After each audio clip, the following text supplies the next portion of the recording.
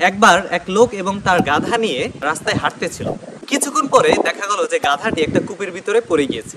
এখন সেই লোকটি গাধাটাকে উপরে উঠানোর পরিবর্তে কি করলো, সে মাটি চাপা দিতে থাকলো গাধাটাকে।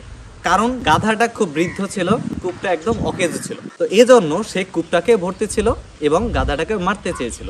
তো সে মাটি চাপা দিতেছিল। কিছুক্ষণ পরে দেখা গেল যখন কূপটি ভরে গেল তখন গাধাটাও কূপের সাথে সাথে উঠে গেল, কিন্তু গাধাটা মরল না।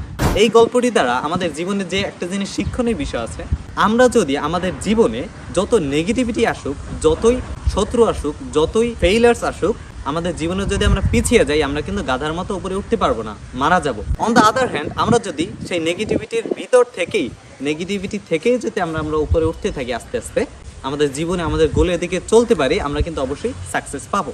একটা লং টাইম পরে আপনি সাকসেস পাবেন। গাধাটাও কিন্তু সেই নেগেটিভিটির ভিতর থেকেই, অর্থাৎ সেই মাটির উপরেই, যেই মাটি দিয়ে তাকে চাপা দিচ্ছিল, সেই মাটি থেকেই কিন্তু আস্তে আস্তে সেই মাটির উপরে উঠেই কিন্তু ভর করেই কিন্তু সে উপরে উঠেছিল। সো আপনিও কিন্তু আপনার জীবনে এরকম অ্যাপ্লাই করতে পারেন।